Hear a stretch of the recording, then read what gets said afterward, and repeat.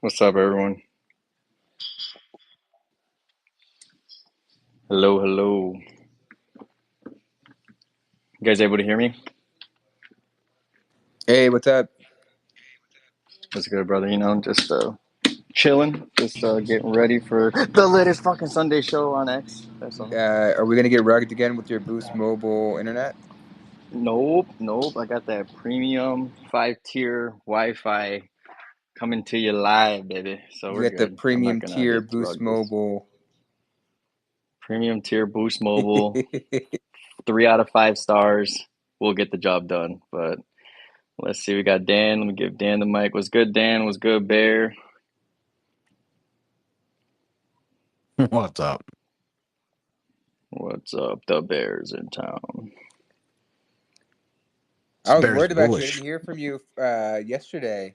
I thought you died. Bro, I was so hungover. I wanted to kill myself yesterday. It was really bad how hungover I was.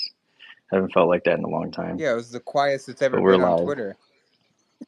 I know, I know. I'm back though. Came back with a vengeance today. What's good, Dan? How are you? I'm good. Good. It's a Sunday and I'm kind of relaxed, so I don't know how intense I'm going to be, so forgive me. Oh, it's all good. It's a nice, relaxing Sunday pre Labor Day. I'm sure everyone's vibing. It's gonna be a good weekend. I think we're gonna get a good pop to the week on a lot of charts, and then from there we'll see how the charts handle all the FUD coming up. We got data coming out September 4th to 6th. That's kind of important. The jobless claims. Um, the debate the 10th from Harris Trump. We have the possible rate cuts on the 18th. So from the 10th to the 18th might be a week where we might see some movement. But I think after that, man, we got the quad witching on the 20th. Got some volatility, man. How are you feeling, Dan, about September? You know, um, September's typically a weak month. I think everybody knows that. So I'm unfortunately prepared for a bit of a drawdown, but it won't change my optimism for the group. Yeah, absolutely. And that's how I feel, going into September, just preparing. If anything, I feel like it's a lot easier to handle this September volatility now than, people talking about it in July, August. Like now we have October and November to look forward to, where, in July, even August, it's kind of hard to see, that like bull run catalyst starting. And I'm getting excited going into September. I feel like we're almost there. I hear you. But what's good, Freedom? How you been, brother? What up, brother? Um, I'm doing well. I'm kind of thinking the same way Dan and everybody else is. Just seeing what September brings. We've already been through quite the chaos over the past, at least in crypto for the past 6 months. So, um, what's another month if we get it? But we'll see. I'm kind of in the boat of, some of this might be priced in just because everybody seems to be thinking the same thing, but. Who knows? We could have. I think the average for September is usually about 5% drawdown in Bitcoin. We could get that, which would only bring us to what, like 53, 54K, or we could get 5% green.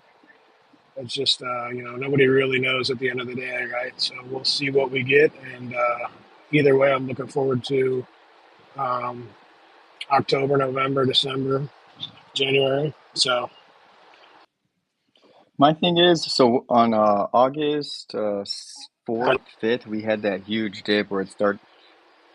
No, I feel you. I'm trying to think about the macro conditions that are different from now compared to like August 1st, 2nd, 3rd, 4th that caused that huge downtrend. Like, do you guys think we're gonna experience a downtrend like we did in the beginning of August, or do you guys think it'll be quicker? Like, what are you anticipating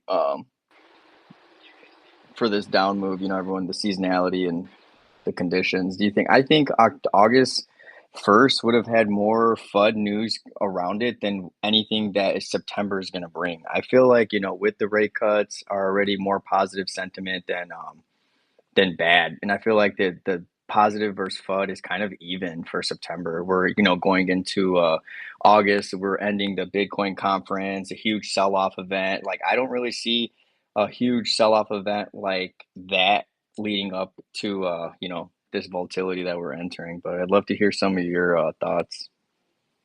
It's the bear months, bro. We're going into bear season, right? September, October, November, December, right? I mean, it's telling you in the name, man. You're right. That's a funny one. When you look back at August,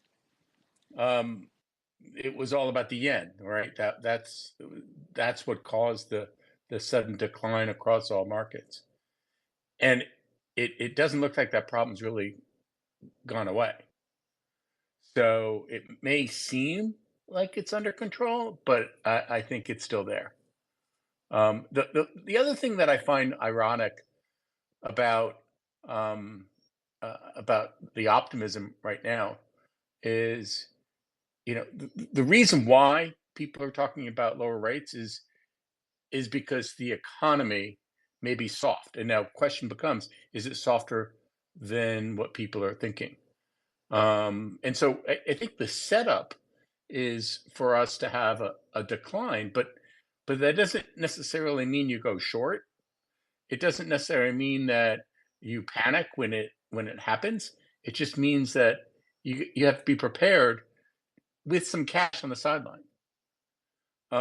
Or like in our case, sometimes, we're looking at where we've got defensive positions. My funniest last comment, which I'll make, just generally about the miners, and our overall portfolios. I operate under the assumption, not that I'm going to be right all the time, but how bad are things going to feel when I'm feeling wrong? And that's clearly a period of time right now, right? We need to be prepared that we're going to feel wrong when prices go against us right now. And are we still confident in what we're long?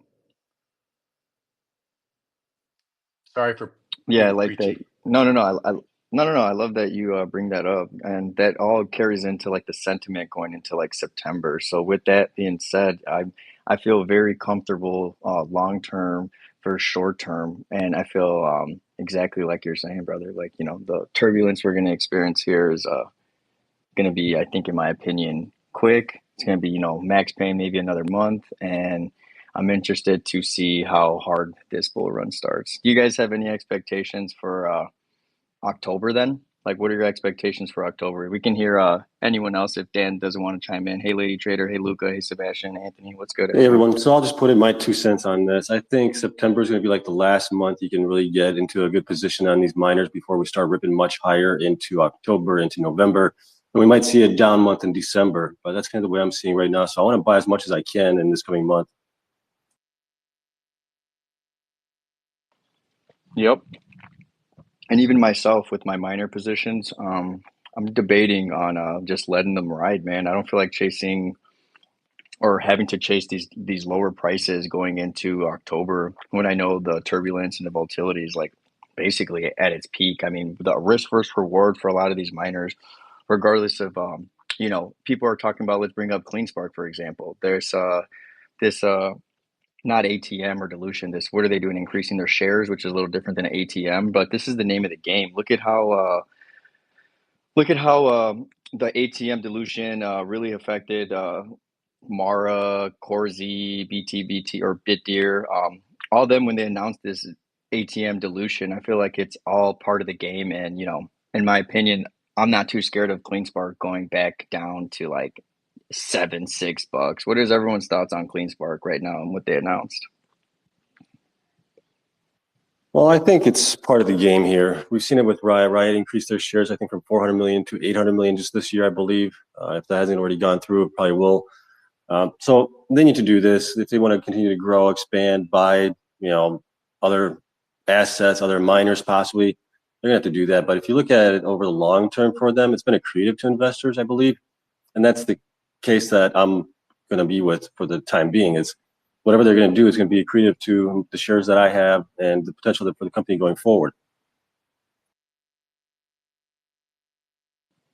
Yeah, no, absolutely. I mean, just this is a good FUD burger to really get the downside, with these guys moving. In my opinion, I think CleanSpark is just looking at the charts and every single time frame. I think CleanSpark is pretty bottom. Freedom, what do you think, or Luca, what are you guys seeing with the chart? I mean, I just really can't imagine it going back into bear market territory, bear market numbers, and I'd be interested and curious to see how it holds up this first week. Any of you can chime in. Sure, I'll go. Yeah, so I am thinking as of now that the August 5th low holds for CleanSpark. That's my at least base case, but you never know. I mean, people tend to really overreact to news like this, and it has been not the strongest off the lows compared to your Wolves or BTBT or Cores. Obviously there's the HPC component with some of those, but even compared to like Mara, it's been weaker off the lows. But I do see. Um, I think that I believe it was like 9:30 or something, on August 5th. I think that's going to hold, but if not, yeah, it would open the door to 7, 8. But yeah, my personal, and then a lot of it depends on Bitcoin. Obviously, if we're going to sweep the 49K lows, as of now, I don't have that as my preferred count. I have it as going into 53, 55, even as low as 51. But I'm basically having the August 5th low as my anchor low. Now, if that gets swept, then yeah, all the miners are going to sweep their August 5th lows too, most likely. Besides maybe your Cores, Wolf, BTBT, Hive that are up much higher away from their invalidation points.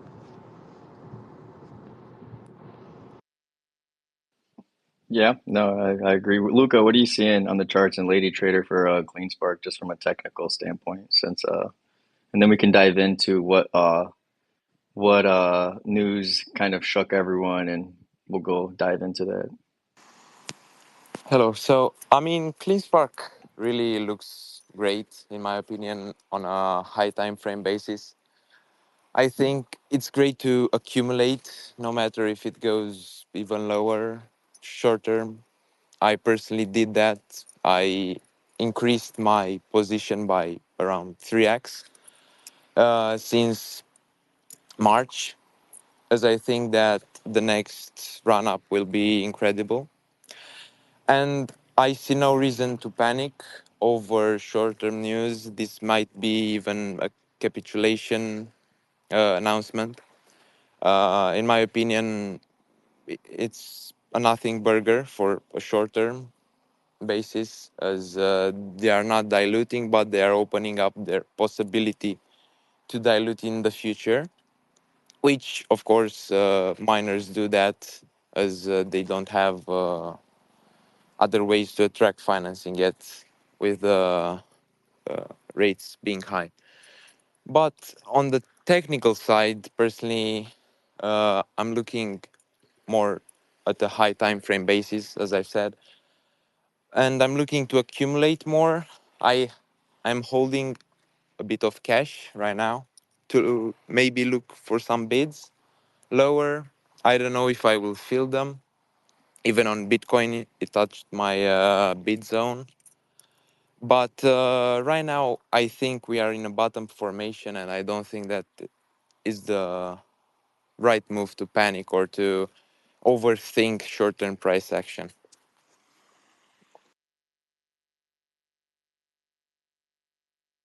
Yeah, and that's my point right now as well. Being a swing trader with the miners, I'm entering those really thinking about if I want to continue swing trading them or not. And I'm entering that point where I definitely don't feel comfortable. Gonna see how this week opens up, and then probably just let it ride. Like I said, there's a lot more risk to reward to the upside than downside here, for my opinion. I mean, these are pre-bull market prices. I mean, some of these prices are even cheaper than what they opened up in the beginning of the year. Sebastian, there's a question for you. He says, Andy says, how was the last ATM for CleanSpark been, what does it say? Accrued for shareholders as today the stock market under 11, and then time of the announcement was 24.72. I'm not sure what you mean by that, but that's a question for Sebastian. Well, I mean, the recent ATM that they've been pulling on, which was what, 800 some million, I believe it was. They increased it. Or I got another one for 800 million. They were able to get Grid, which they're working on closing that. They also bought sites in where was it, Wyoming, Mississippi, and things like that. So they're definitely growing towards their goal of getting to 32 exahash, I believe, this year by the end. We'll see if they can get close to that. And then they still have machines on order to get into like 50 exahash sometime early next year as well. So they still need to buy potentially more sites from that. So, and then as far as the timing, I mean, people are jumping on the timing again with the long weekend and then putting out this release that they're going to be increasing the shares amount that's available to them to dilute later on. Yeah, I mean, timing is going to be timing. You know, whether they do it over a 3-day weekend or if they do it over a regular 2-day weekend, people are going to be pissed off about it one way or another. So I don't think that matters at all. The only thing is, can they continue to execute like they have in the past? And can they grow even further than the 50 exahash that they have announced for so far? Yeah, no, good points. I think if there's one company, one miner that I'm not too scared with dilution or how they handle their dilutions, it's CleanSpark. They've already shown to effectively hit the goals and execute as appropriately. I think personally they bought a small jet. I think they should have went a little bigger, honestly. If anyone deserves a big jet, it's the CleanSpark boys. Yeah, I mean, if you look at where they started just back in 2021, at the beginning of the year, January, they had 100 petahash. What are they at now? 21 exahash or something like that within 3 years, roughly 3.5 years or so. I mean, they've come out of nowhere, beat the pants off of a lot of these guys that have been in the business for a long time. And they've grown to be what, the second biggest as far as market cap is concerned after Marathon right now. I think Core is kind of nipping at their heels a little bit there, but that's a tremendous job done by the team there. You know, you can't take that away from them. What are your thoughts, Bitcoin mining guy? Anthony, I'd love to see what you guys feel about this. I know you're just a mega perma bull, so no unfazed by the news. So what's the specific question? How do I feel about CleanSpark? How do you feel about this share increasing? You know, people with basically what the CEO posted in his tweet, kind of explaining the situation. Yeah, I don't think it's fair just to say dilution. I think it's more helpful for the audience to understand, you know, what they're actually doing, right? So they have demonstrated that they are great operational miners, right? They're really good at, you know, deploying exahash and growing really quickly, which is important, especially in a bull market. And they've become one of the top miners, like you said, out of nowhere, right? So they've demonstrated that their growth has been accretive so far, right? And you know, as long as they keep hitting their targets and they don't slip, I think they can be good stewards of capital. And this authorized share thing is not a dilutive event, but you know, the bears are actually right? I mean, this is an industry where that is the way to do it, right? But it's only going to be accretive if they keep up that momentum. The challenge is, right, and CleanSpark has said this, that they're sticking to being a pure play miner, right? And the risks associated with that could be that, you know, what if the market just prefers, or you know, the hybrid model, where you know, CleanSpark may be in a position where they might not be able to raise uh, capital as easy as they could in the past. That's a challenge, right? And that's one of the key competitive advantages of being a public company and a great miner. But I'm bullish on CleanSpark. I think they're one of the best miners, and they could flip Marathon just because they're really good operators. But you know, I'm not going to be surprised if, you know, at some point they're a $20 billion company, but they're going to be needing a ton of capital, billions and billions of dollars, right? We've seen, many hundreds of millions of dollars raised for the purpose of growth. We've seen, the stock go from $2 to almost $25, and it ran way past its fundamentals, and that's what you see in a bull market, right? Um, I think we'll see a couple of the miners raise, over $1 billion from today for the next phase of growth. That's going to hurt the market, but and we're gonna start seeing even more volatility, just like we're seeing today, right? I mean, stocks are down over 50% right now, right? People are worried, people are fearful, and it's kind of funny to me. This is one of the best miners, period. Just a few quarters ago, this was the number one company everyone wanted to be a part of, and now they're even bigger in terms of their infrastructure, uh, and people are worried because they're down 50%. I mean, they have a good reason. They bought the top, and they're seeing the price of Bitcoin go down. They're worried about September, so I think there's going to be more capitulation on the retail side that just doesn't understand what they own. And, in the long run, I think CleanSpark is set up for success for the next bear market and the next bull market. Um, and if they're a $20 billion company, I'll be fine if they buy a $50 million jet. No worries, right? But Yep. that process between now and 4 years from now is going to be very painful, right? Most retail are going to get hurt, right? Because they don't understand what they own, right? And they're going to pay per hand. And then you have people like me that are just going to be buying these dips and and benefiting, right? It's very clear to me that they're top operators, and they know how to raise capital and use that productively and accretively for the benefit of long-term shareholders. But the short-term, speculators and traders that really don't understand what's going on, those are the people that are going to get hurt. Yeah, I'd like to share this chart real quick that Bear put up. So Bear, you think we gap it down to $5-6? Yeah, I mean, this is just my personal trade style, but it's kind of how I Yeah, look of at these course. charts. As I'll find the zones, and then I'll try and find kind of the channel that represents or best represents the current volatility range. And so this is how I'd be trading that. This is how I'm looking at it right now. I think there's a lot of confluence for a move to set up like that. I'm having just a hard time picturing it drop that low just based off of the sentiment. I think a lot of the price is already priced in, like Freedom is saying. And I think, fishing for those numbers, I think it's even going to be hard for this thing to really stay under, where it previously dipped. Like even the $8 range is going to be extremely hard for this thing to stay down, in my opinion. Like the gap to the downside from 9 to like 750. I would be super curious to see if we even get to there. I mean, in my opinion, the daily's bouncing, kind of consolidating above this $10.50 range. And I guess the big thing here to take into consideration is how the market opens up, honestly, this week. But what's good, Yeah, for Dan? sure. Yeah, See, I just would remind everybody, just because they're increasing their ability to add to the number of shares doesn't necessarily mean that they print those shares at $6 or $10 for that matter, right? They don't have to do that. So my experience with CleanSpark is they've been pretty careful about when they lean in on the stock.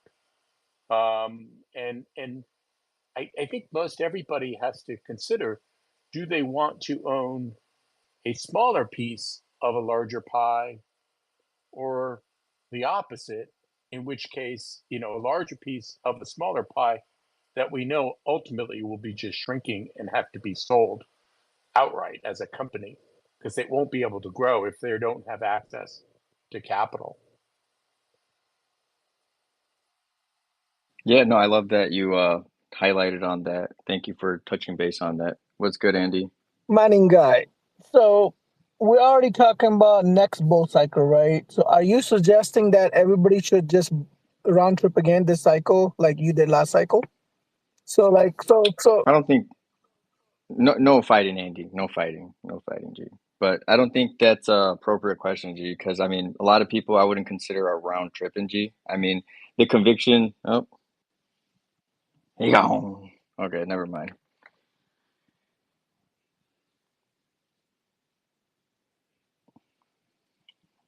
What was he even saying on that? The round tripping, but whatever. I don't think. Oh, oh, dang. Okay, we'll carry this sound. What about Clean Spark though, Dan? I think that's a good point. So, what's the difference between dilution and what Clean Spark is doing right now? Because I would love for an explanation on that. If one of you can touch base on it. Hi, Trade. They're just raising the authorized share capital, so they're saying that now it was at 300 million, they're going up to 600 million, and what it means is when they put their order in for the next ATM, they have sufficient shares available to then start selling. So it just gives them an authorized total. So they're not diluting at the moment, but it effectively just gives them the ability to dilute sometime in the future up to effectively another 300 million shares on what they've got at the moment. I haven't got a concern about it. I think we all agree that there's not many other options. They can sell the Bitcoin. They can try and get debt, but debt won't be cheap for a pure play Bitcoin miner because the markets aren't really interested in Bitcoin mining at the moment, as opposed to HPC. So the ATM is probably the route forward. They've used it really well. No one can disagree with that.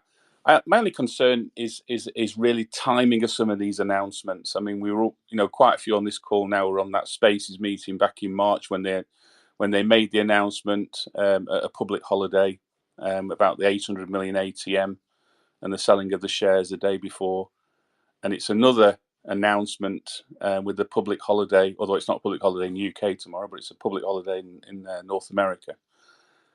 So just the timeliness of some of these announcements could be better done. So communications team there at CleanSpark need to work on that a little bit. I don't agree with Bitcoin mining going on the jet there. I mean, these mining companies don't need jets. They can travel. I said it tongue in cheek. Yeah, they can travel business and first class and get to all these locations that they do to equally as well and save the company a lot of money. Those three shareholders, the three big shareholders in CleanSpark, the chairman, CEO, and the CFO, they sold $40 million of shares in March. Why don't they buy themselves a jet between them with the proceeds they made from selling the shares? And that was only a small percentage of their holdings. So, if they want to do that, you'd be extravagant that way. But this is effectively, shareholders' funds in the company that, I'm not in total agreement with it. I think it's just it's a waste. If they're trying to raise money to buy more facilities, grow hash rate, then that's what they're there to do. I think that's just another distraction, another mistake, and we don't need it because they're a good operator. They've proven to be. Bear in mind, they've only been going around in Bitcoin mining times just over 3 years, so it's not like they're long in this industry. Most of the mining companies are older than CleanSpark, but they use the ATM really well, and other people are now. Iron have used that formula and managed to use it well to get to their growth targets. And I mean, Mara and Riot were the two initial ones that were able to fully utilize it to grow really quickly on the Nasdaq. But for those sort of top 9-10 miners, all sort of hovering around $1 billion plus in market cap, you're going to grow, and you want to grow by the cheapest means. And in 2022, we saw all these miners take out loans, and it became a real problem. We're not seeing that now. To a certain extent, we've seen some of the big miners take out these notes, but the percentage rates for these notes is quite low. I think Mara was 2.25%, and Core Scientific was 3%. That's cheap debt. Some of these miners were paying 18, 19, 20% on their loans in 2022. That's where it became a problem. Even the likes of Bitfarms, Bitfarms were paying 18, 19% on some of their loans in 2022, and realised it was spiraling out of control. And then they, at the right moment in time, they just turned around and said, "We've got to get rid of this debt." And they did everything, sold everything they had. They were selling miners in boxes that had just been delivered back onto the market to reduce that debt, and they did it over about 20-month period. So learning from that, you've got to look at other options to raise capital. So I don't disagree with CleanSpark, authorizing this increase, and they did it effectively did it internally. So they issued a load of preference shares, I think, to one of the directors, and was able to vote that actual vote it through without having to go through effectively and ask shareholders to decide on it. So, but shareholders will have an impact on whether the future ATMs are approved. But this has already been approved now by the company. So this was approved last week, apparently, from what Matthew put in his tweet. Was good, Mining Guy. I was thinking some of the pure plays might reconsider or consider hosting, like not HPC hosting, but hosting other institutional clients. Get into mining, right? I mean, they could use it to, institutions can buy the stock, or they could also just be clients and say, "Hey, look, I've got $50 million, $100 million. I want to work with the top mining company that has the best operations and knows how to mine very well." I think there's a market for that, and the benefit is that there's a margin associated with that, and they could use that margin. They could use that cash flow from the business to grow their company, and that's a non-dilutive way of growing the company. That I haven't received many responses yet, but I tagged a couple of the companies. But I could see some of them that just refuse to get into AI HPC to look for ways to grow, more sustainably. I think if you can raise capital to grow organically your own hash rate, you won't be hosting others. Well, that's hosting, the thing. What if they can't? But hosting, over the last few years has not been a great business for most of the miners. So even some of the miners that we don't talk about, Hut had a hosting business, Bitfarms had a hosting business, Hive had a hosting business. They don't. I mean, Hut does now with USBTC, but Hut had given up its hosting business before it merged. The ones that do okay, Bitdeer does okay. Very much margin orientated. BitFuFu as well. Sorry, I don't know if you cover Fufu, but Bitmain. No, I don't cover Fufu. But unless you've got an extremely low energy price, and when I say low, it needs to be the sort of like at 3 cents a kilowatt hour, because anything above that at the Bitcoin price at the moment, you're just not going to get. Your host customers will be paying more than they're going to get back in terms of the rewards and the transactions and rewards that are on stake at the moment. Hash price is so low, it's just not making it practical for Bitcoin miners are just about breaking even. That hosting is going to be a nightmare at the moment. Hosting will be good in a sort of a bear cycle, where you want sort of like if you're the host company and you've got really strong clients with great liquidity who can afford to pay you during the downturn and pay you every month, then that's a good revenue stream in a bear cycle. But in a bull cycle, you want to increase your own hash rate. We've seen Riot get rid of all their hosting business in the last 6 to 12 months. It's problematic. It really is. It's problematic because you sign up contracts with host companies. You've got to agree energy prices, and we found some companies, was it like Celsius, Riot had problems, Hut had problems in Canada where the increase in energy cost causes a problem. Where companies, well, I can't afford to pay that now, but you're contracted to pay it. Well, yeah, I'm contracted, but I just can't afford it. It becomes a problem. So unless your clients really, really, got great liquidity and can manage through a sort of like a period where there's not as much rewards coming through, then maybe that's something. But I don't see CleanSpark looking at a hosting model. I see CleanSpark, Marathon, Riot growing their hash rate as quickly as practical. Right, but that's during the bull market. I'm talking. How do we get to 2028? How do we get to 2030? How do we get to 200 exahash, 300 exahash, 400 exahash, 500 exahash? Right. There's going to be periods where there's bear markets, right? And these companies have built strong brands, and 50% of the shareholders are institutions, right? So I think there is a market there for high quality. I'm not talking about retail. I'm not talking about you and I calling up CleanSpark and saying, "Can I buy 10 miners?" I'm talking about those that want to really,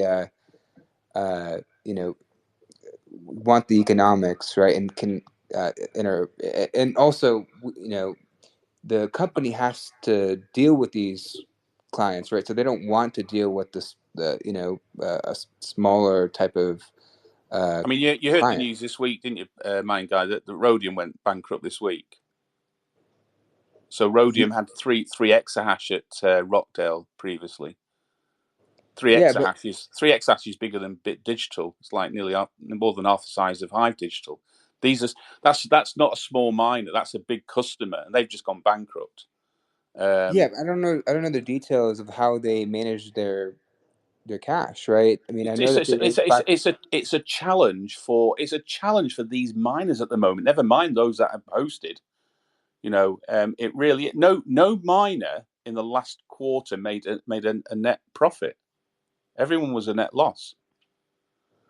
Yes, most of them were cash flow positive, just about.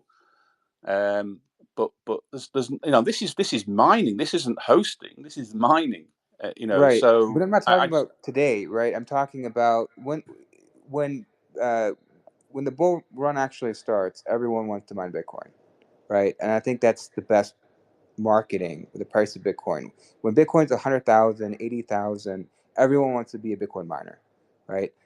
And I think that's a really good time to start marketing these hosting services for the future, right? I'm not saying to do it right now when even self mining is bad. I'm talking about sometime in the future. Well, historically, what we've seen is the miners that actually can't raise capital for whatever reason are the ones that go into hosting. We saw with Mawson after the 2021 downturn into 2022, they had financial issues. I mean, they're still running. I don't even know if they're running the old machines. I mean, they got like some machines in there that were like 80 terahash, 70 some terahash, and they've pivoted more into hosting, partnering with people. We saw the same thing with Soluna as well.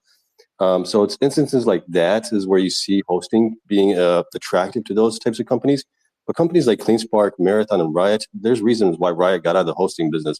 They do not want to be a part of it. They want to be self-mining. They'll use that ATM. They'll grow. They can also use the Bitcoin that they have right now, sell it towards the peak if they're smart, use that $1 billion plus they're going to get for it, and build out in the bear market, and without even having to worry about hosting customers. Right. I agree with that. But also think about shareholders as well, right?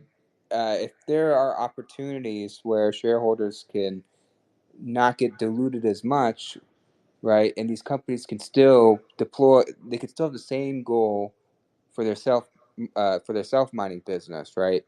And this would just be an ancillary business, and it might not even work because they might not be able to attract the clients that they want, right? But I think it might be worth looking into just to see if there's demand from the institutional side. And I think if they hit it right, they could attract the right clients, and it could be less dilutive for shareholders. Well, we've got Dan Roberts on Tuesday on the podcast, so I'll put that question to him and see what he comes out with. But I guarantee you, he'll turn around and say they'll want every bit of capital that they're putting into their sites to be delivering either self-mining or HPC. Right, but he's got a different business. I hear what you say, and hosting for a company like maybe Soluna, who are like Sebastian said, they can't raise capital, so they have to look at margin businesses. Maybe someone like Griffin Mining. We've got Sheldon Bennett from DMG on the podcast this week as well. So that's a miner with between 1 and 1.7 exahash at the moment, depending on what the update this month. They used to be in the hosting business themselves, and they're not hosting anymore at the moment. But is that something that would appeal to them in terms of they can't grow quickly like some of the other miners? But the big miners, absolutely zero chance. You want to get the best return if you're building facilities. And you've got power, you want the best return on that facility if you've got the capital. And these big miners, these 10 big miners now, because there's a real split between them. And then you've got the likes of Hive and Bit Digital trying to join that group, but finding it challenging because they can't raise capital like the ones above them. That they won't be going through the hosting process. Seriously not. But some of the smaller miners, absolutely, because it's a way of getting a slim margin. Saloon only paid about 3 cents a kilowatt hour for their energy. So why, they can still charge a nice margin to a hosting client, and both parties probably still do quite well out of it. But there's no way in this world that Marathon, Riot, and CleanSpark are going to use any of their facilities. The bottleneck at the moment is finding these facilities. Look what CleanSpark are trying to do at the moment. They're trying to buy miners. They're trying to find facilities. They've got to grow to 32 by the end of the year, 50 by next year. Marathon have got to get by 50 by the end of this year. We haven't heard any updates from them in terms of where they're going to increase that hash rate. Riot 36 this year, and God knows 55, 56 next year, whatever, and even more down the pipeline, but nothing about hosting for the big miners. They just want to grow as much of their own hash rate. The margins are so much better. We used to look at hosting as something like about 20% of what you could do if you were mining yourself. So 100%, yourself, but if you were hosting, about 20% of the profit you could achieve if you were self mining. So yes, it appeals to smaller miners, and BitDeer have got hosting in theirs, and they from what I speak to them on the podcast, it is quite profitable for them, but it's not massively profitable. It keeps the wheels going round. But Zach and and Jason and Fred will not be considering hosting one bit. They'll just want to grow as quickly and as to get global. Their share of the global hash rate, and if that's 5-10% of the global hash rate share, then that's what their target needs to be, and they'll want to keep increasing. And it's just like a hamster wheel. As soon as the next target, we talked about end of this year's target, got 2025. These miners now are using ATMs to pay for 2025 because most of them have got pretty much their cash required to get to the end of the year. So they're raising money for the next year now. And when we get to 2025, it'll be 2026. So it's just an ongoing sort of hamster wheel. And just hopefully the Bitcoin price gets to a position where the shareholders who bought the shares originally sort of like starts to see that benefit again. Yeah, for me, if CleanSpark or if I own Marathon or Riot shares, if they came out saying that they're going to be hosting, that would be a time for me to sell everything that I own in those companies.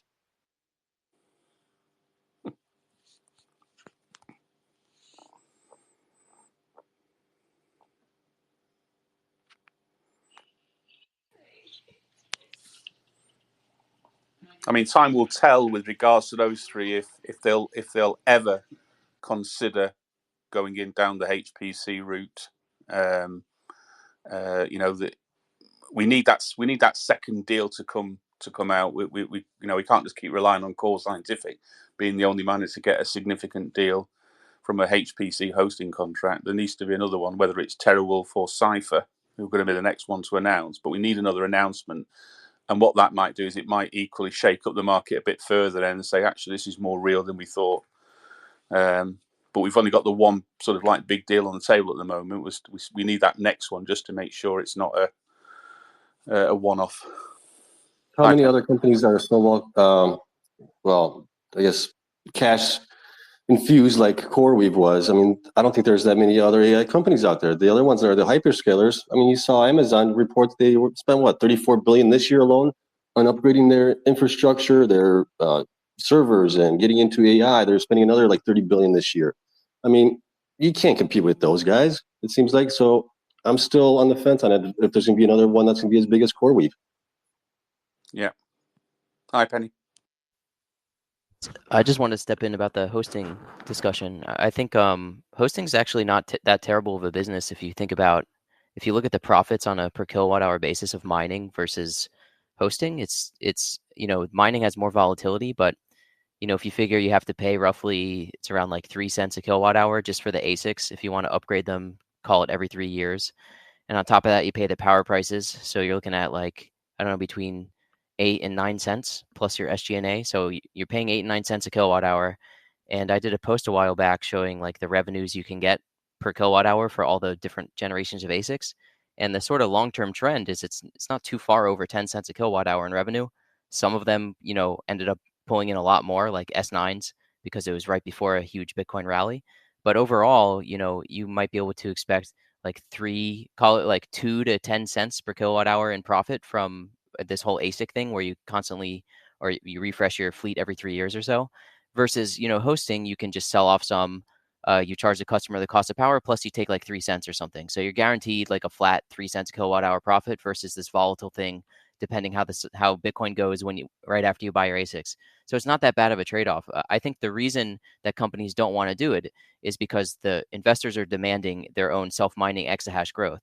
So if you can dump 50 megawatts of your hosting clients and fill it up with your own hash rate and claim that you have a quarter over year over year, whatever, your new fleet is bigger, you're going to be able to raise more money and grow faster and grow bigger. Whether or not you're going to see like better cash flow than if you went hosting, I think that's secondary to the goals of many of the miners, which is just to get as big as possible, kind of secure their place in the public markets. So that's the reason I think they don't want to go the hosting route. It's not because the cash flows are so terrible. Like hosting ASICs right now is you could probably buy an ASIC and host it, and you will on a per exahash on a hash cost basis be like pretty much par with a lot of the pubcos. Some of them pay more than you would if you just hosted, but they're after the capital that comes with having their self-mining hash rate increase. So that's why I think they won't do hosting.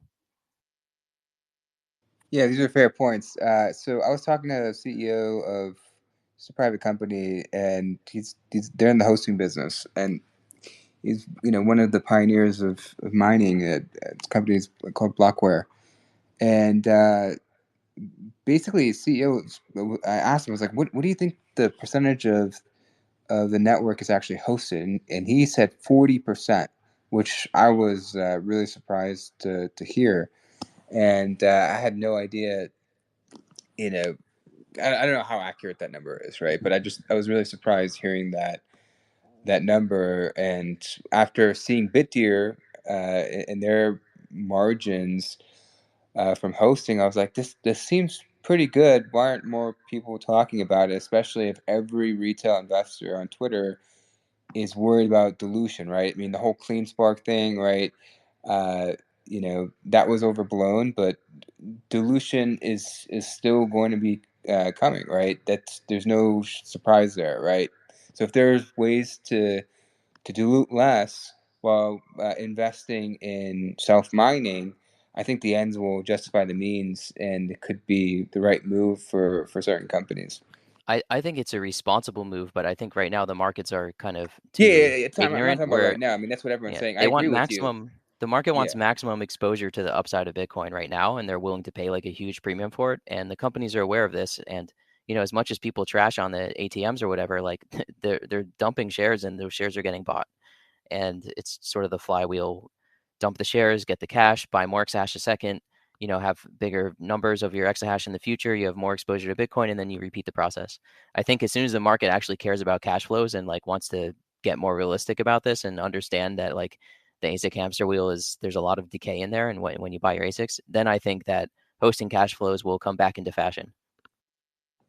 Yeah, aka the bear market. So it's just something to think about, right? I mean, these stocks all run past their fundamentals during bull cycles, and when you have a huge premium on your stock, that's the best time to raise money, right? I mean, I don't blame them for doing that. I mean, it's just it's free money, right? And they know how to they know to invest it to get a solid ROI. But I'm just thinking like bear market. Not that I'm So saying bear market's going to happen tomorrow, but just thinking a few years down the line. So are we in a bull market right now? I know you think we are, but if you look at the revenues of mining, it's not that great. Like S21 is pulling in 10 cents a kilowatt hour just in revenue. So you can take out the cost of power and the SG&A, and it's like, it's not that much. So I guess like the sentiment is bullish, but the actual numbers of mining right now are probably the most bearish they've been in a while. I think we're in a bull market. I'm bullish. I think you hit it right there. It's the SG&A is a thing that is the key point. But SG&A also depends on the scale that you have. If you have a smaller miner that has a huge overhead with the SG&A because they're not at scale yet, yes, that is going to be a drag on the stock. But if you have a company that's reaching for and getting to scale, that SG&A is going to go up a little bit because you're going to need more people in there.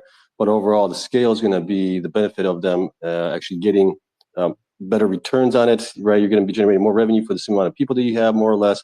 You really need those miners to get to scale, I think. And then in terms of September is a bearish month for just historically. What I think is going to happen are just the undervalued companies that are actually have cash flow and solid margins from the HPC side. I think they're going to start getting some. I think they're going to be. They might go up this month, like the Core Scientifics, the Bit Digitals, and undervalued self miners like Hive. Right. I think we might see some of the pure plays. Take a hit this month if Bitcoin just dumps. And that capital can move to the more value type plays that have more diversified or just purely undervalued based on their exahash. And then to touch base real quick on if we're in a bull market, I would say yes, Penny, just because a sector like the miners aren't. We have to look at the indexes as like a whole. And, NASDAQ is pretty all-time high, Dow all-time high, SPY all-time high, QQQ. So when you see the whole market and as a whole moving like this, I would say, yeah, we're in a bull market. And, unfortunately, these high-risk assets within like the NASDAQ are obviously not moving like the rest of the NASDAQ or other assets in there. It's probably just because of the nature of what they are and the attachment they have to Bitcoin. All right, cool. Well, I got to run, guys. I just had a couple minutes to hop in. I heard about hosting. Take care. Yes, sir. What's good, Lady Trader? How are you doing today? Hey, doing great, doing great. Thank you so much for having me up here today. I actually shared a quick post earlier. I pinned it. It just shows historical monthly returns for Bitcoin. So you could actually go back pretty far on this one as far as 2011. And you can kind of see what the monthly return looked like, because I know a lot of people are wondering what September is going to bring. So it does have a few months, halving years actually, that where September was green. 2012 was one, of course. 2016 was also green, and then 2020 was actually red. So we will just have to see how this September plays out. But my goodness, we are looking pretty bearish on some of these miners, and then also on Bitcoin. So, but hopefully it's going to bottom out here pretty soon. Yeah, that's I was going over like TA in a live stream, just being real, just the monthly doesn't look good, 2 week doesn't look good on Bitcoin, weekly doesn't look good. Just when all these bigger time frames start to not look good, you just know that something bad's cooking or coming. Yeah, daily 800 EMA, I think, could be something that we could see. That's what I've been watching that for a long time. So we'll see if that happens. But yeah, good times ahead after that, hopefully. I do need to run, though. I just wanted to come in and hang out with you guys for a little bit today. I know it's the Labor Day weekend as well. So I hope everybody's having some fun. Yeah, thank you for popping in.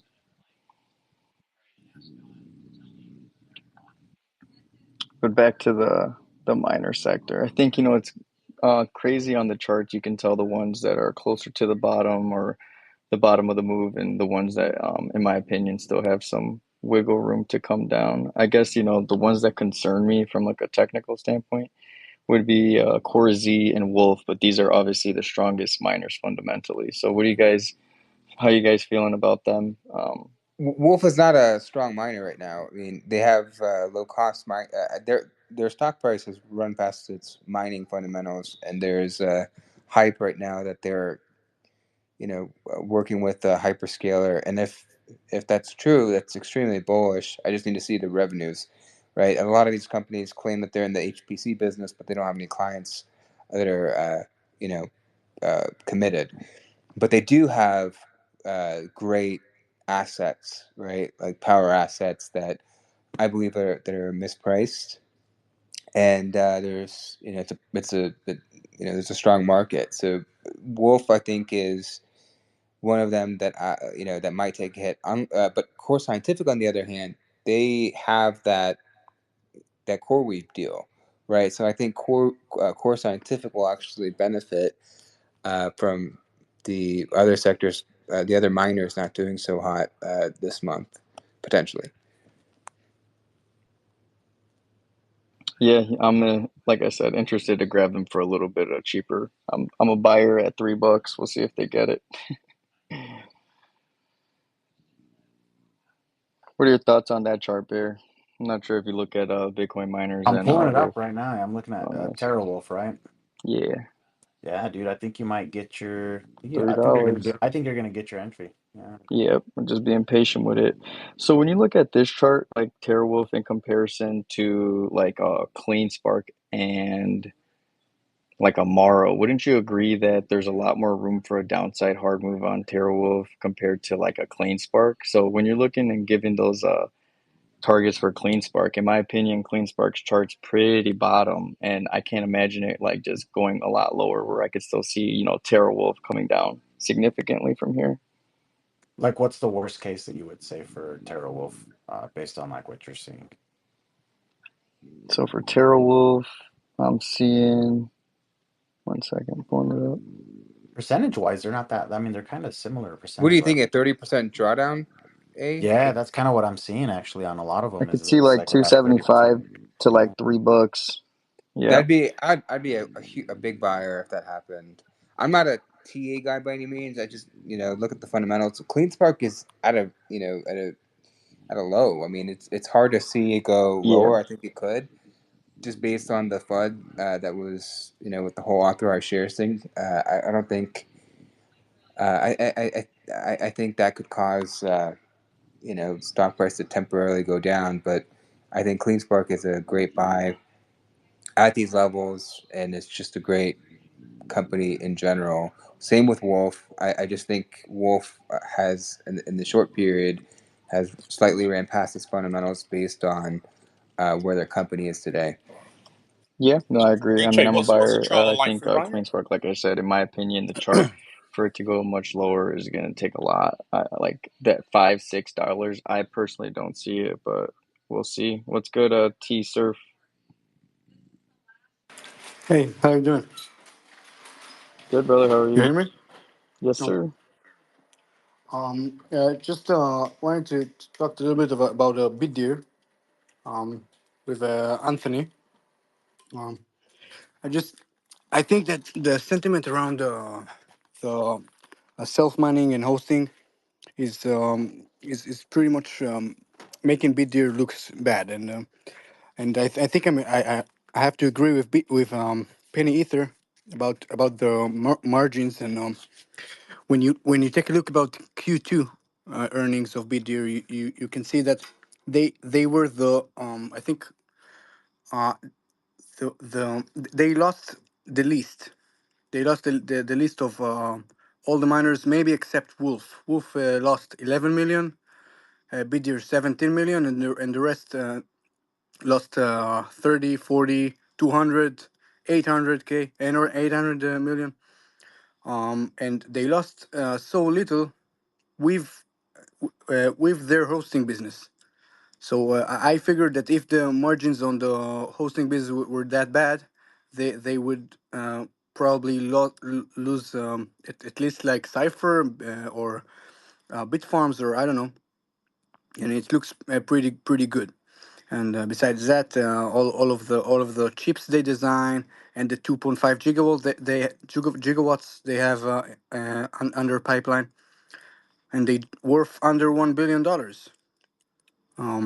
It's less than 1 million per megawatt. In today's prices, we know that the HPC industry gets something like 30 million per megawatt, and they like, I think, 400K per megawatt now. The question wasn't about whether Bitdeer was undervalued. The question was about Is Freedom hosting. talking? Thanks for that, brother. Can't tell because his mic's on mute. There's just a few questions real quick. Looks like someone says they know me and Freedom have conflicting opinions on the dollar. Can you please mention that, please, and let us know what you think? Well, I personally think the dollar is going to start a little uptrend from here. From the weekly, looks pretty bottomed. From the daily perspective, it looks pretty bottomed. So, in my opinion, I think the dollar is going to go on a run leading into September, which would make sense on why probably a lot of assets are not going to be performing good. Dollar's been on a downtrend, which probably explains this little run the markets have been doing all across. So it'll be interesting to see how they handle that. So that's how I see the dollar playing out. And then this is probably a question for Sebastian. How do we look at justifying the valuation for these miners that are trading at billions when they're bringing in tens of millions? So that's a good fundamental question for Anthony and Sebastian. So I guess I'll start with that. It's based on future potential, I guess you could say. Based on Sebastian different talking, I can't hear. You can't hear me? Yeah, he's talking. I'll be back. All right, so let me drop down. I'll drop back in. Anthony was speaking earlier. Were you able to hear him? Can you hear me, eh? I think he didn't heard me too. Yeah, I don't think you can hear two of the speakers. Anthony and Seth was trying to speak. It was just. I mean, I'm a fan of Bitdeer. I like what they do. The vertical integration they've got. You know, build their own miners. They do hosting. They do the self mining. They do the cloud hosting for individual retail investors. They've got all the bases covered, and they've got access to relatively cheap energy in some of their locations as well. So, you know, it's a good miner. But the question was about hosting, you know, as a business for some of the bigger miners. I just didn't see it happening for Bitdeer. You know, they'll tell you that it's work for them, and you've got to make a margin, and your customer has to be able to pay. And the theory sounds really good. I agree with the theory. Penny was very good with the theory. The theory's there. If you can get your 3 cents a kilowatt hour margin and don't have to pay out for your own mining machines, and you get a nice margin from it. Yeah, that's great. But you've got to have really good energy prices to get that 3 cents. Bear in mind, I think Marathon is still paying something like 6.7 cents for their hosted contract at some of their sites, because they've only got about, I think they've got less than 50% of their sites are owned by them, so they still have a big hosting contracts with host providers, and it's like 6.7 cents. And if you look at what the hash price is today, that's going to be quite challenging to make any sort of margin on that type of number. So that's the challenge. You've got to be able to pay for this, and if you're not getting enough rewards to cover that in terms of what you're getting from what you mined, it becomes a challenge. But Bitdeer have managed it well over the last cycle. I like their margins. I think Cipher and TeraWulf certainly came out with a lower net loss than Bitdeer. But again, you're looking at two miners there that have the lowest power costs. I think BitDigital were also lower than Bitdeer in terms of in terms of net loss as well, because they've got a great HPC contract which delivers as much revenues as their mining business delivers at the moment. So, but yeah, the theory's good. it's the practical bit I sort of like Well, let me ask get you worried this: with. what's Bitdeer's goal for next year for their self-mining exahash? Was it 45, is it, Sebastian? 40, over 40.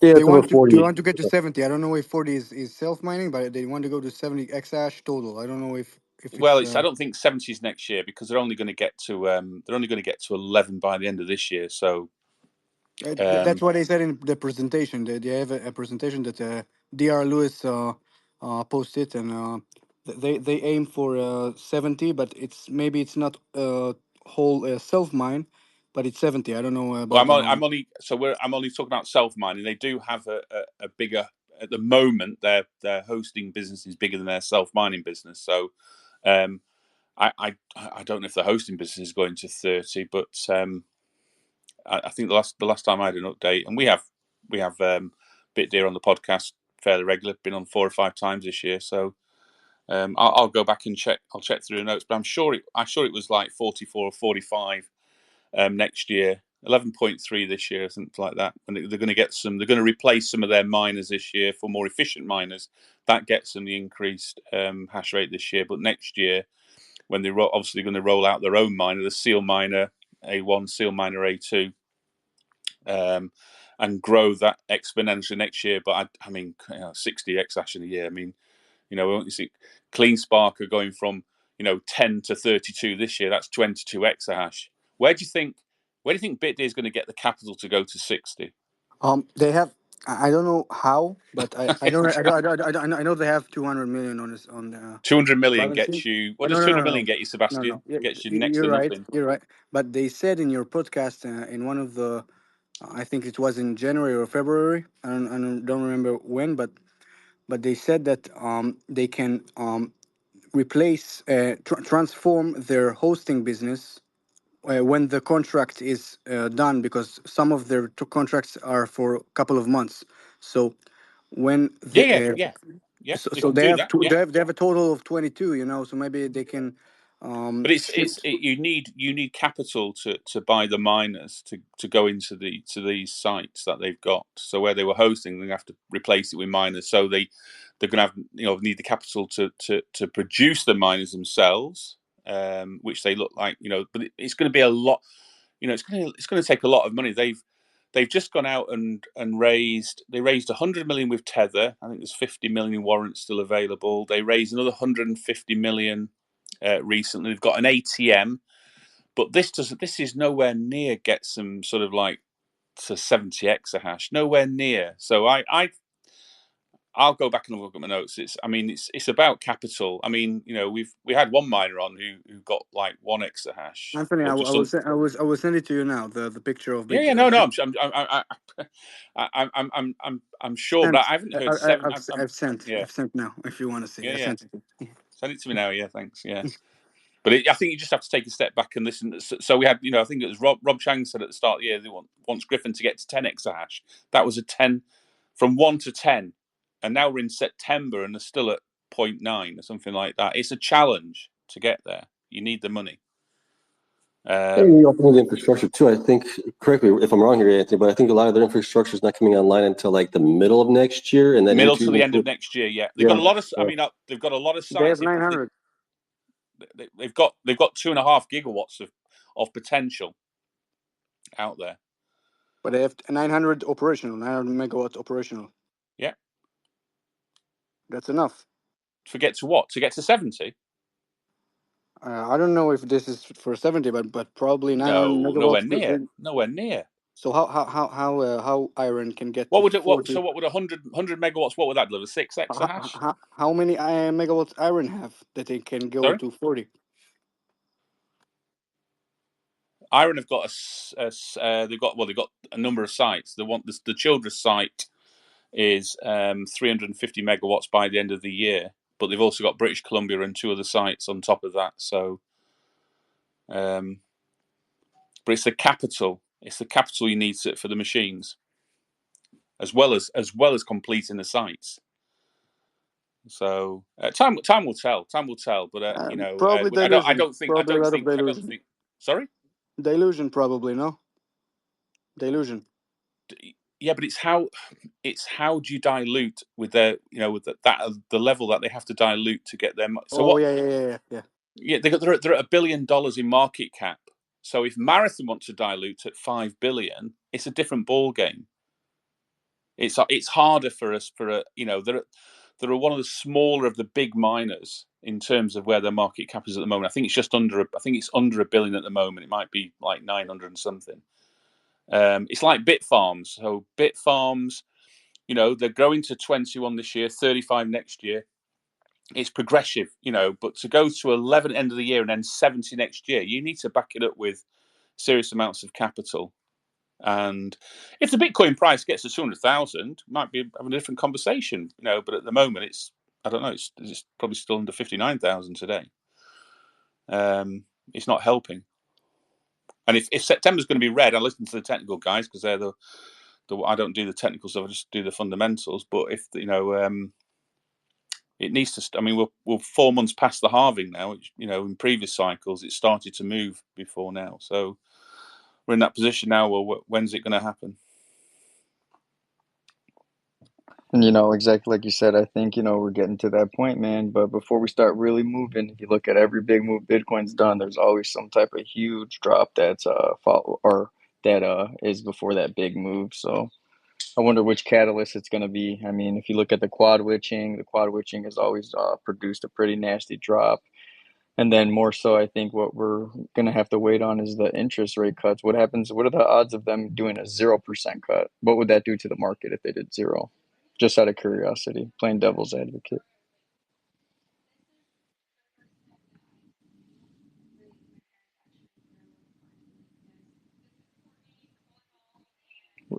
Anyone have any input? Well, I think it's going to be bad for the market because the market's kind of pricing in a little bit of at least a 25 basis points, if not a 50 basis points right now cut. I think it's pretty much a given that's going to happen. So if it doesn't happen, they go back on their word at 0. I think the market's going to drop. I mean, is there a case where the outcome is either neutral or negative and not really a positive? I mean, I almost think that like you see this in crypto with events and with news around cryptocurrency stuff, right? Where it's priced in to the point where at best it's neutral, but usually there's a negative reaction. So I don't know, is there a case for um it being taken wrong regardless of what it is, right? Like either not enough or either too much, and because it's too much it also instills like a sense of fear because that something's wrong. Why are they having to overcorrect so much? Why are they having to I don't know. It's I think it's interesting, but I'm always a little bit I think a 50, careful around that. 50, exactly what you said. I think Yeah, 50 basis cut is going to cause fear in the market just because then that yeah. shows that the Something's economy wrong. isn't doing, Yeah, something's yeah, wrong. So yeah, yeah, yeah. 25 is going to be the secret sauce. And I think there's a more likelihood of us experiencing a bad type of news from this compared to good side. David said equity would rise on no cut after a few days. You can grab the mic, David. I'd like to hear what your thoughts on what you think is happening with the economy. And this is more so your ballpark right here, David. If you want to talk about this, trying to give you the mic. Yeah, because David loves to talk about this type of stuff and he has good points. But yeah, man, I think, we'll see how the markets react leading up to September 18th. What do you think, David? What do you think's on the menu for September? I don't know. They're kind of like not timed. This probably won't be a too long of a I gotta space. get back on. It's okay. What's up? No, I have to jump. I have to jump for something. I'll be back in 10 minutes. All right, for If sure. you're gonna. Okay. Sounds good. For now, I just wanted to add something. What do you think about the price per megawatt, value per megawatt that the HPC have? I don't know if you saw the interview with someone from Fidelity, I think, or Vanek. I think someone from Vanek talked on CNBC about the gap between the HPC businesses like Equinix, Digital Reality, and so forth. And he compared them to the Bitcoin miners. And he said that the Equinix and all of those guys are priced with 30 million per megawatt, and the Bitcoin miners are an average of 3 or 4 million per megawatt. And what do you think about who's the cheapest per megawatts that you see? Because I think it's Bitdeer. I'm sorry that I'm talking about it again, but 2.5 gigawatts and less than 1 billion.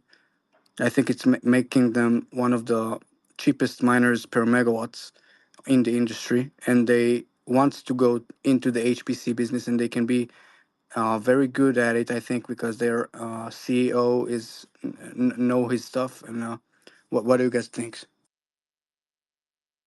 That's a good question for Sebastian and Anthony. Who do you guys think is the cheapest in the industry? Per megawatt, I don't track them per megawatt. Probably could do it. Just look up the data that's available for each miner, but I don't do it. I do it by exahash to enterprise value. Right. Yeah, I mean, per megawatt's kind of tough because they have a pipeline to get to 2.5 gigawatts, but when is that going to actually happen? Is it going to happen this bull run, or are we going to be doing that in the bear market? So, potentially in the next couple of years. So that's the tough part there. They want to get it until the end of 2025 to add another 1.1 gigawatts. So they have something like 1.9 gigavolt and by the end of 2025, according to what they say. Yeah, I mean, that's going to be tough, though. I know a lot of the growth is not, like we talked about earlier, middle of next year to end of next year, and then into even 2026. But at that point, by the end of 2025, could we be also at the end of the bear or the bull market and heading into a bear market at that point? So But I think the market can invest because he can see that they have a pipeline, so he can invest accordingly, like invest before they have even the 2.5 operational, like Iron. Everybody here very excited about the 2.3, I don't know, 3 gigawatts of Iron, and Iron doesn't have 3 gigawatts right now, but it's still exciting because you can see where the company go.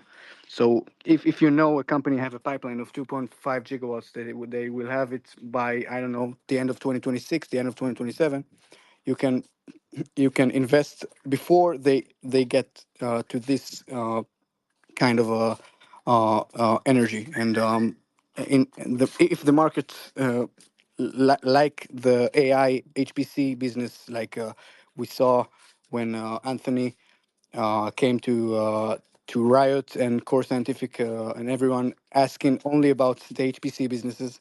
So they don't mind to invest in a company before they have it operational. So that's kind of the difference there. With the miners, I believe what the case is for them is that people are investing in them for their hash rate growth, not their megawatt growth happening. So that's why you saw Iron, while it actually pumped really hard, was because they came out with news saying they're going to get 30 exahash. Yeah, before getting the 30 exahash by the end of this year, and then that was actually increased by 10 exahash. Right, so that's the reason why it went up. The reason we saw CleanSpark go up also was because of their hash rate growth. So that's kind of where investors' mindset is, at least right now.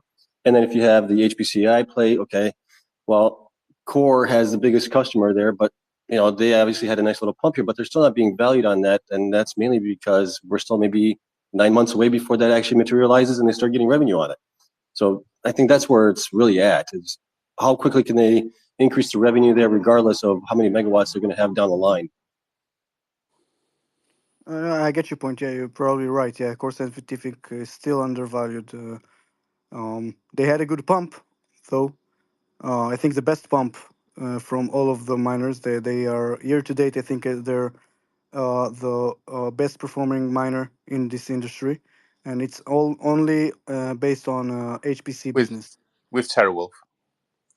With TeraWulf, yeah, and TeraWulf also don't have a big business with CoreWave or something. It's have just no business. anticipation. They have no business. They have no business, and it's just anticipation before it's a deal. It's the anticipation from listening to Patrick say that there's no growth in Bitcoin mining next year. Where's the So anticipation for Bitdeer with the 2.5 gigawatts? I don't understand where is. Actually, I see the, the the, anticipation because don't forget, I mean, Bitdeer is a Singapore company, so the challenges for non-US companies getting big in on the US markets. That's a challenge. Iron have just started to break into it. They've been on the Nasdaq for a long time, but literally this year they started to sort of see their share price react more positively. It's hard. The Canadian miners, look at Bitfarms. It's on the Canadian exchanges and it's on the Nasdaq, but it hasn't got the same pulling power as a Canadian miner that some of the US miners have. So there is a challenge to that. They have to get through that. As I say, I'm a fan of Bitdeer. I like what they do. I think apart from not having physical energy, their own energy, they're literally as much as a vertical integrated miner than any other miner, because they're actually going to build their own machines over this next period now. So I like them. But if you're looking at, I think the question that came out was about valuation of miners at the moment. And I put out a table today on X, and that listed sort of like most of those mining companies that are at 10 exahash or above in terms of self-mining. So I didn't include Bitdeer in that. And also, Bitdeer's accounts don't follow GAAP, so you've got to start weeding through them a little bit to sort of determine some of the various things on the balance sheet. So I've asked them to report differently next time, so if they'll take me up on that. But I did put out a tweet about 8 of the sort of like the biggest miners, and Riot looks at the moment, I mean, the share price has disintegrated a little bit this year in terms of where it is now, but it's starting to look value again compared to all the others. So they're a value play. I think Hive Digital is in that sort of mid-tier bracket as certainly a value play. They just don't seem to get the recognition for what they're doing. They're a good operator, probably one of the best operators, along with Bitfarms. They keep the G&A costs low. We've talked about that tonight.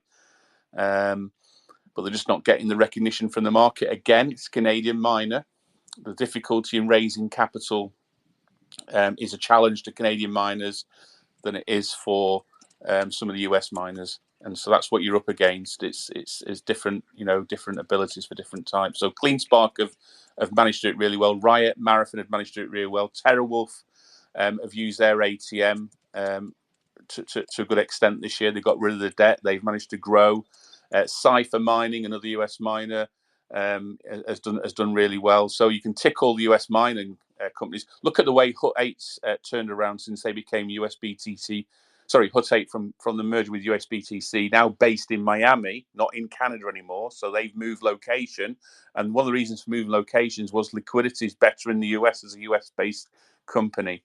So you get access to all the other indices, so like the Russell 3000, which means if you're on these other indices, it means that institutional investors are then obliged to buy your stocks because you're part of the indice. Therefore, you're in the basket of shares. If you want to say, you hear people say, I want to put my pension, or put some of my pension in the S&P 500, it means that your pension is going into those 500 companies, not 2 or 3 of them, all of them.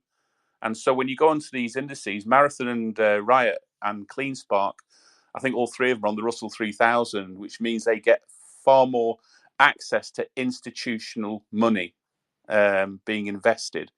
Not because they're a Bitcoin miner, but because they're on the index. They have to buy a share of every company. And so, Bitfarms, Hive, Bitdeer don't get that same love.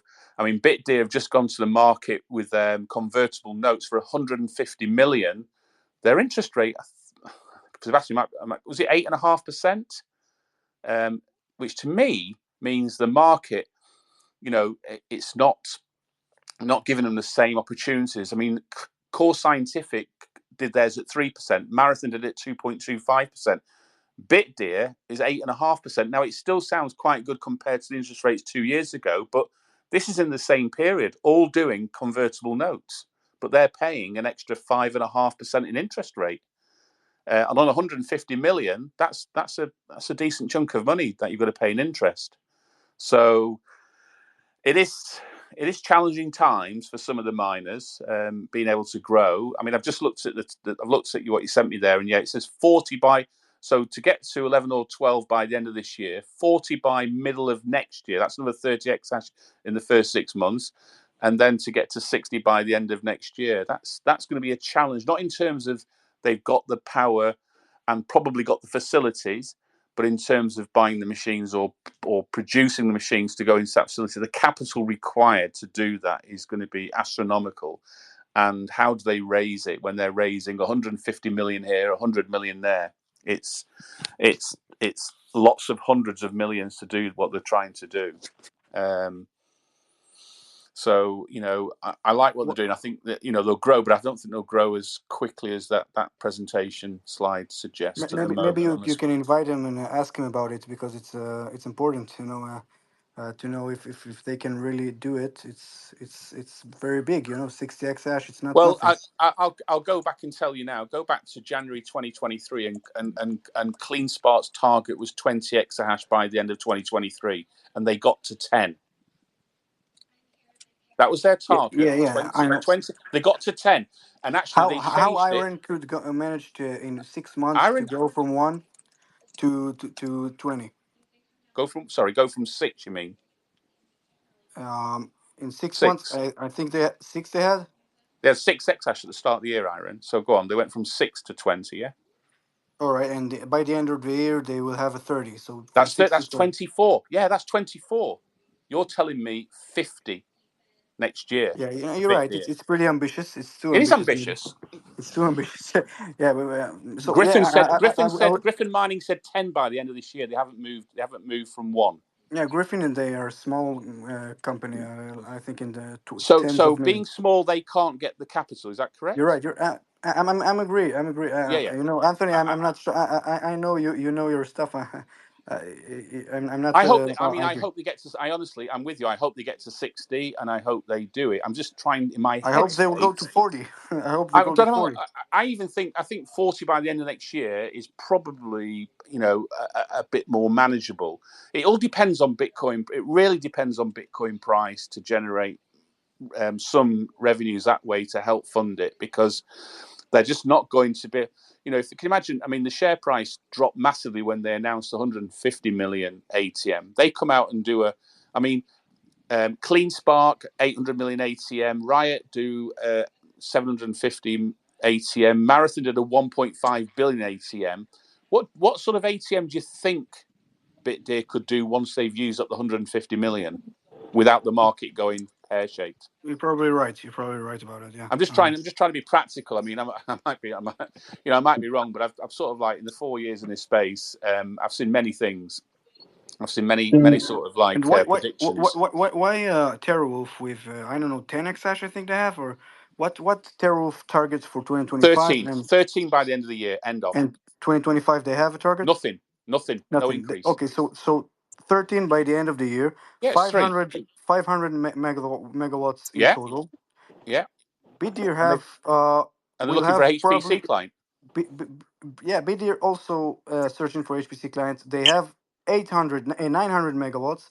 They have a pipeline of 2.5, and they will have more exahash than 13 probably in 2025. Why would Wolf worth 1.6 or 1.7 billion, while BitDeer? I know why, because they're not an American, not in the American exchange. Number of reasons. Their margins are fantastic, so their margins were greater than BitDeer's. They had a lower net loss than BitDeer. They have a lower net loss of CleanSpark and all the others. Yes, also. They did have lower net loss. They had a lower net loss of most of the mining companies. Cypher was quite low as well. So, but they were worth more than BitDeer even before Q2. But I don't know. Like, it's just a gap of 6 million. They've got some of the cheapest energy. They've got a really good. They've got like 2 cents a kilowatt hour at Nautilus, and they've got a sort of market rate at the Lake Mariner site. So they've got a blended rate just over 3.5 cents, something like that, which is quite cheap in the space. How many megawatts they are planning to go to HPC from their total of 500?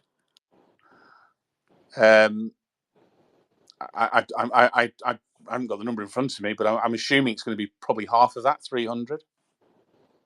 Oh, this is a good amount, but they left with 200 for Bitcoin. I understand. I mean, so, when you say 300 is a good amount, I mean, there's only Core Scientific got a reasonably good deal at the moment. This is the only comparison. So Hive have got Hive are going to 30 megawatts, which is the equivalent of 300 megawatts of Bitcoin mining. So, when you say 300 megawatts isn't good, that's like not good. That's like 3 gigawatts of mining.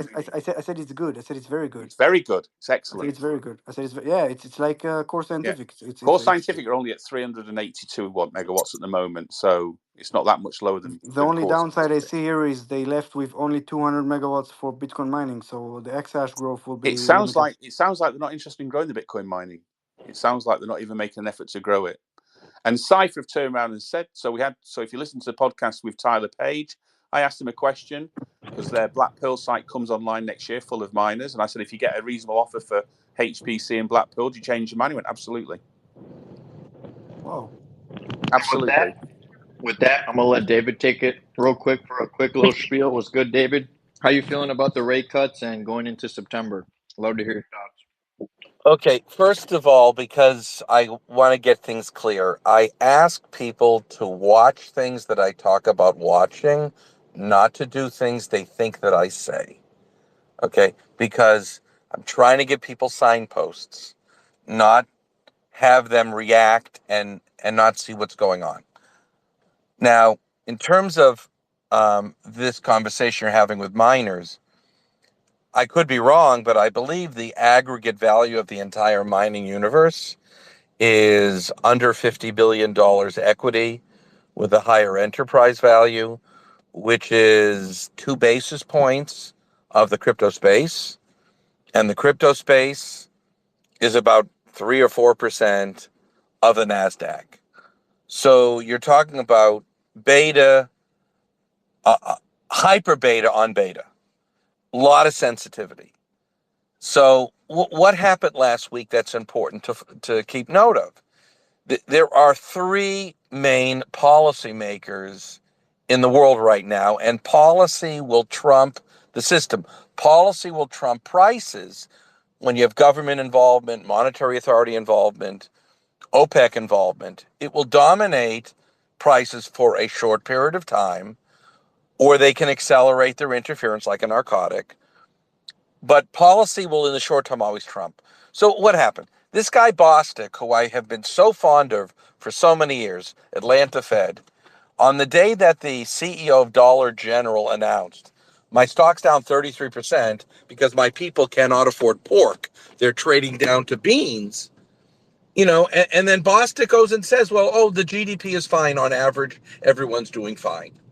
Meanwhile, the asset light people are struggling so mightily, and the asset long people are doing very, very well.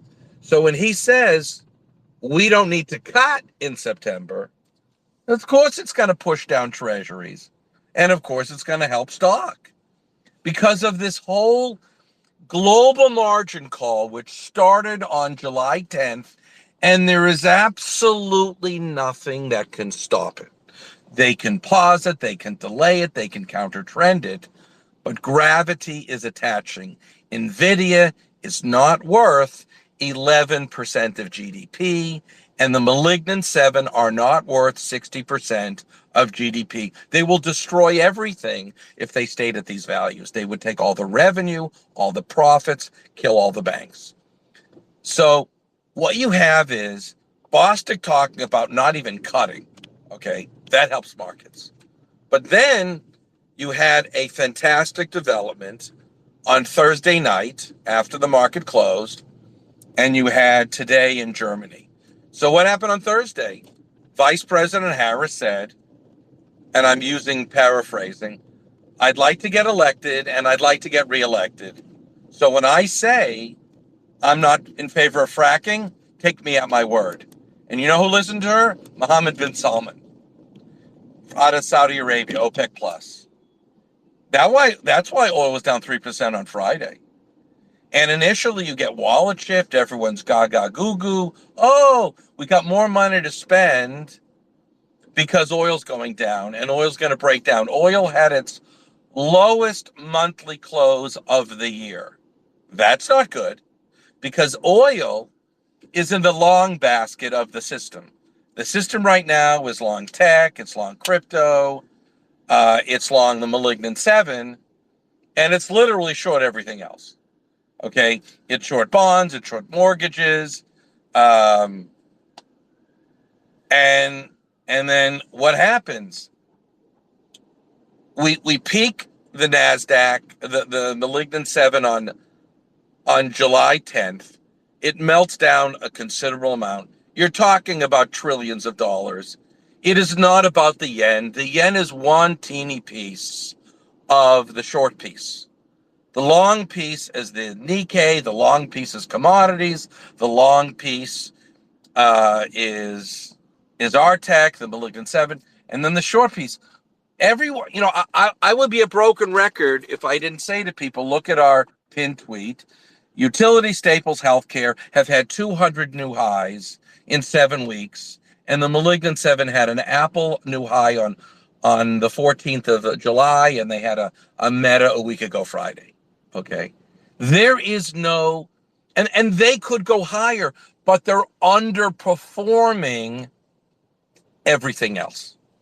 And I always try to get people in the mind of their counterparty, not just if you're a retail investor, small institution who's on the other side, but really understanding what algorithms are doing, institutions and hedge funds. So if you are an algorithm, you could say, hey, I'm gonna short some utilities and I'm gonna buy some NASDAQ 100, or I'm gonna short some utilities and I'm going to buy some malignant 7 on a dollar for dollar basis.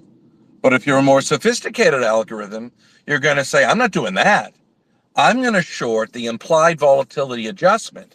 So right now you got a 14 implied volatility of utilities. You got a 20 of the NASDAQ 100. It's a little higher of the malignant 7. So they're going to short 160% of utilities to neutralize the implied volatility. So instead of having tech up 22% and utilities up 21.5%, utilities are actually up over 30% on a volatility adjusted, cost of capital adjusted basis. These people are making money and you're not shaking that tree loose. And so when you have the August 5th recovery, that wasn't a recovery because people were buying stock. People were like confident. That's because the government pushed down the treasuries that were running against the shorts, were running against people's equity. And it doesn't matter that the yen came back down to the low. That's not going to trigger the problem. You need to destroy the equity that was evaporated on the 2nd of August that set up the gap down in Japan, minus 22, and then our follow through. And that conference call was not a conference call to cut rates. It was a conference call to push treasury prices down to make sure that margin call stopped happening. Okay. What are your thoughts on Bitcoin, David? So on Bitcoin, it's leveraged. It's leveraged risk product. It's in the long basket. It got to 49 with a liquidation. What's going to happen when oil rolls over? Okay. Kamala Harris said, I am not going to ban fracking. Saudi is sitting on 2 billion barrels with their cousins of annual production. That stuff is coming out. What happens when oil's at 69, on the way to 59, on the way to 49? And then all of a sudden people start, losing money on their commodity longs. The commodities all start melting down. And then you start having people bid notes. The bond is at a 4 sequential month rally. The rebate is rising. Policymakers had the European Central Bank with their massive quantitative tightening pushing down the prices of their treasuries, up the yield, and that pushed the dollar down. Where would Bitcoin be? Where would the NASDAQ be if Christine Lagarde wasn't dumping more of their treasuries than Powell. We'd have the dollar back towards the highs. And why are they doing this? Germany revised down their growth to negative on Thursday. Their inflation printed at 2%. Their nominal GDP is 1.9. Their GDP is minus 0.1, and ours was revised up to 3. Okay. And they can continue to destroy their own their own economy by driving their currency up. Their exports are in contraction. Their GDP is in contraction.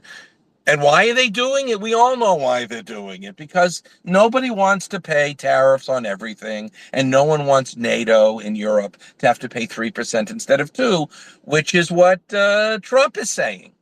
So rationally, they're tanking their treasuries, and they're making the yield attractive, and they're slowing the flow of money.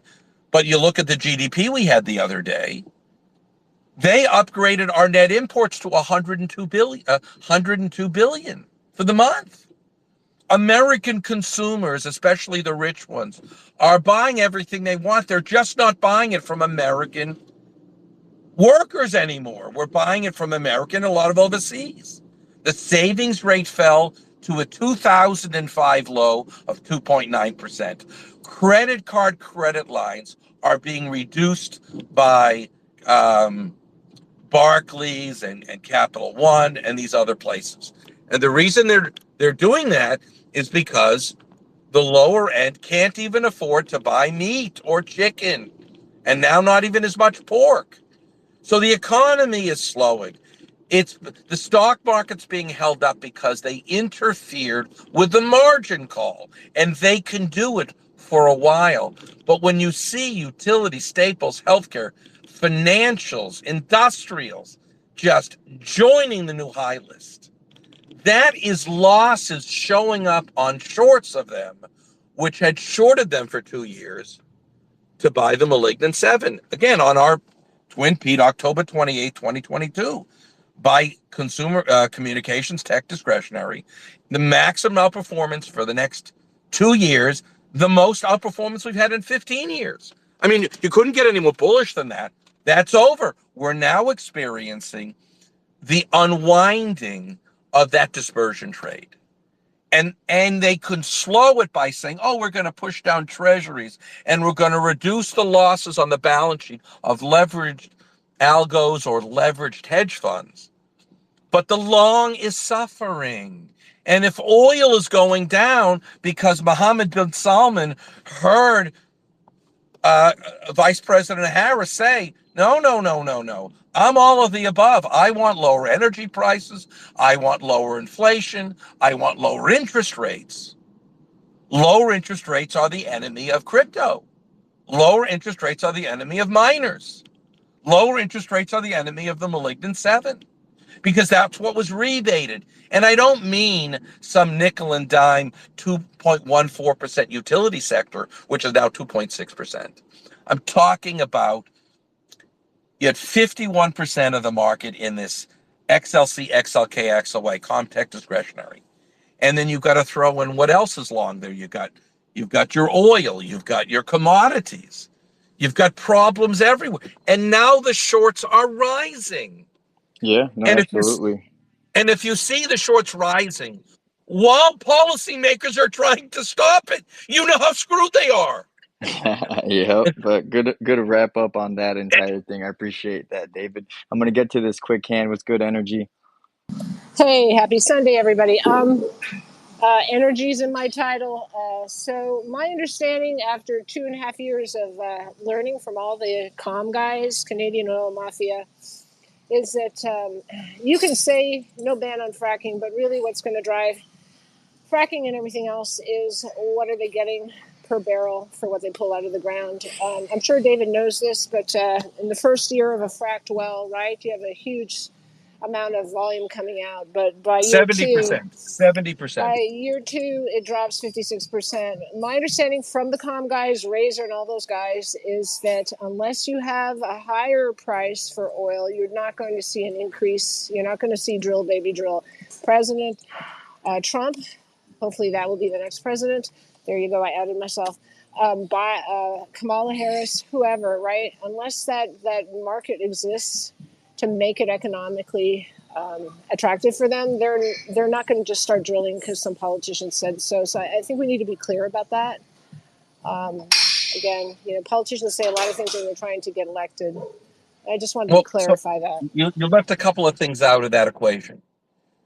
Firstly, when you put a moratorium on LNG additional permitting and you have a negative $2 a BCF for David, I'm not talking LNG. I'm talking oil out of the and I ground in the understand what you're pipes. saying. I need to finish the statement. Yeah. Okay. When you do fracking, you get a lot of gas out of the Yeah, ground. we all know that the Permian is getting gassy. Everyone knows that. And you know how much you get paid for gas in the Permian? A negative amount. Okay, It's a tax. Again, you're pivoting off what I'm trying to say, which is No, you're less missing what BTN. I'm trying to say. You're Well, missing what I'm trying to with say all due because you're not letting me finish. well, let me On finish. this note, though, guys, just because we got a lot off topic, I am but going to can we end get to this space. let's get to Bitcoin or something else. Like I really struggle with non-oil guys talking about the oil market. That's just a Yeah, difficult one for me. it's all good. Well, I'm Thank gonna you. do one better. We're gonna end the space. I'm gonna go get some beers with the wife, and everyone's gonna enjoy Labor Day. We'll get at it next week. It seems like this week we had a weak panel because everyone was busy, and it was hard to get a lot of people to commit to the day. But I appreciate all the speakers that came and contributed this week. But we'll be back next week with a stacked panel and back to the normal routine. With that being said. Peace out, everyone. Don't get a DUI. Don't end up in the ER, and don't crash a boat. Later, guys.